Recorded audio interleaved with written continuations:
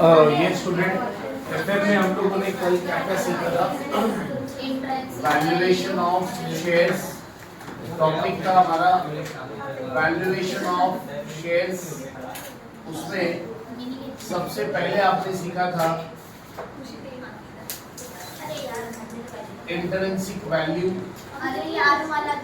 Please student, वहाँ पे camera चालू है, वीडियो चालू है। इंट्रिंसिक वैल्यू के बाद दूसरा क्या आएगा? यील्ड किया था। And third was fair value. Right student, आज इनके और क्वेश्चंस करते हैं। सुनो सर, ये पूरा जनवरी का जो महीना है, पूरा जनवरी का महीना हम लोग एफएम करने वाले हैं और एफए का एक टॉपिक है mutual fund. Mutual fund I think तुम्हारा इंटरनल्स मध्ये आहे और अजून काय म्युच्युअल फंड नंतर इन्वेस्टमेंट अकाउंट्स है। ओके, तो इन्वेस्टमेंट अकाउंट्स तो आप लोग का हो गया है। जिसका इन्वेस्टमेंट अकाउंट्स बाकी है वो करेंगे, नो वरी। ओके, और आपका फिर टैक्स चालू हो जाएगा सर। टैक्स अभिषेक सर लेता है, he will start your tax. Okay, तो स्टार्ट करते हैं स्टूडेंट आज का लेक्चर हमारा एफएम का।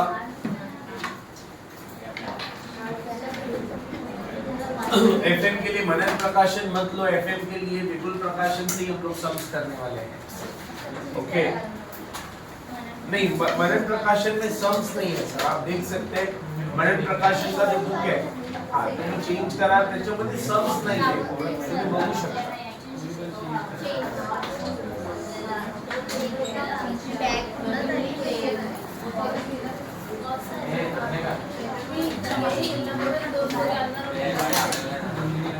क्वेश्चन नंबर 4 कर रहे sir, Gomti limited. Question number 4, yes, question number 4 कर रहे हैं हम लोग स्टूडेंट। यहाँ पर क्वेश्चन नंबर 4, हाँ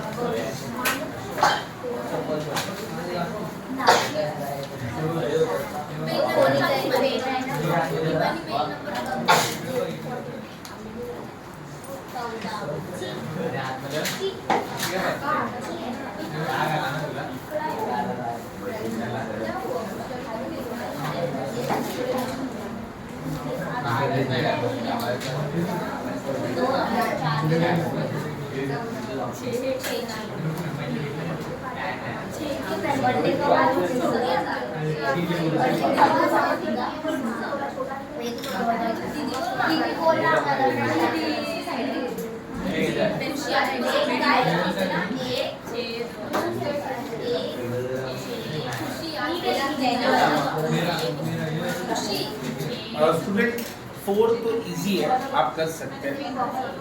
7 पे आओ ना, 7 पे प्लीज। एबीसी लिमिटेड, अच्छा क्वेश्चन है। And student ABC limited please, question number 7 कर रहे हैं सर हम लोग, एबीसी लिमिटेड कर रहे हैं। और वहां पे एबीसी लिमिटेड के क्वेश्चन में आपको इंट्रिंसिक भी निकालना है, यील्ड भी निकालना है और फेयर भी निकालना है, तीनों निकालना है। एक बार क्वेश्चन पढ़ के देखते हैं क्या दिया है सर क्वेश्चन के अंदर। अच्छा, आप लोग इस क्वेश्चन का ना आप लोग इंट्रिंसिक निकालने वाले हैं। इंट्रिंसिक आप लोग निकालेंगे, कैसे निकालते सर इंट्रिंसिक? एसेट्स का value minus external liability. Okay, minus preference share capital divide, फिर आपको मिलेगा amount available to equity divide by number of share. आइए सर क्वेश्चन नंबर 7 का आपको एसेट्स कौन सा दिया है एक बार चेक कर लेते हैं। एसेट्स आपको पहले गुडविल दिया है, गुडविल के बाद बिल्डिंग दिया है, प्लांट एंड मशीनरी दिया है और इन्वेस्टमेंट डेटर्स है, बैंक के स्टॉक है, ये सब आपको दिया है।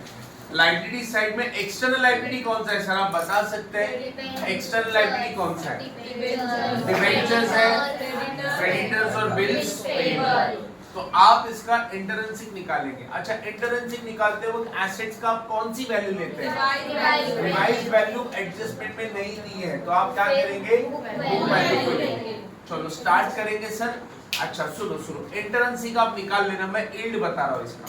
पहले यील्ड में बता देता हूँ, इंटरेंसिक टू बी करेक्ट है। ओके, यील्ड कैसे निकालते सर? फॉर्मेट क्या है वैभव? इंटरेंसिक में अंदर यील्ड काट दो ना, काय फॉर्मेट है?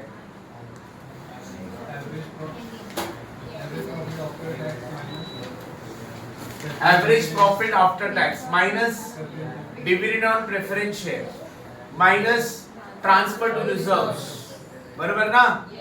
फिर आपको मिलेगा profit available to equity share. फिर आपका दूसरा स्टेप क्या है? ईआरआर। ईआरआर कैसे निकालते sir? Profit available to equity share divide by equity share capital into 100। फिर आपको मिलेगा सर यील्ड वैल्यू।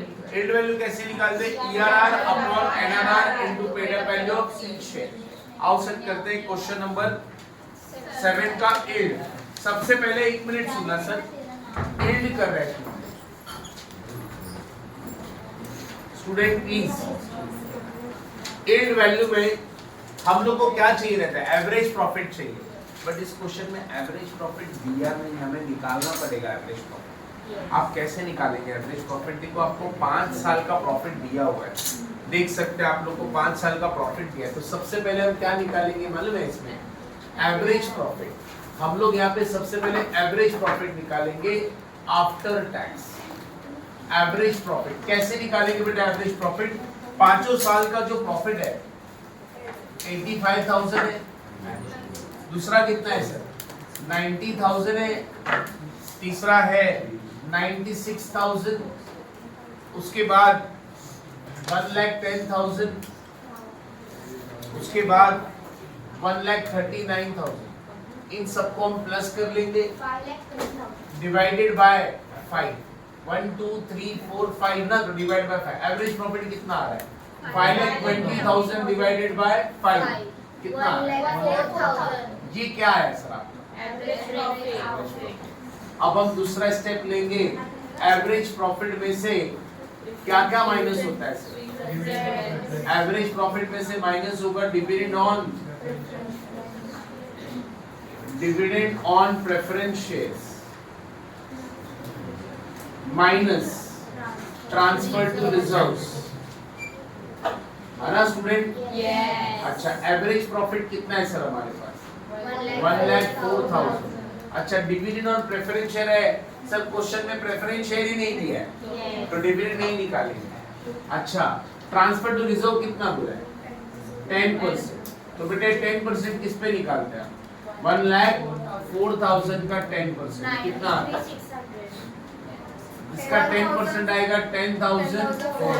तो जो बैलेंस बचेगा 93। इसको क्या नाम देंगे सर? इसको हम बोलेंगे profit available to equity share holders. Okay student? अच्छा, थर्ड स्टेप ईआरआर क्या sir? Expected rate of return, जिसको हम ईआरआर बोलते हैं। कैसे निकालते सर आप ये ERR? Profit available to equity share holder, profit available to equity share holders divided by number of equity shares. Yes sir, profit available to equity share holders 93,000। यहाँ पे नंबर ऑफ इक्विटी शेयर नहीं आएगा, equity share into 100। तो 93,600 को divide किससे करेंगे? Equity share capital है क्या सर हमारे पास? Equity share capital 5 lakh into क्या करेंगे? 100। अब बताओ कितना?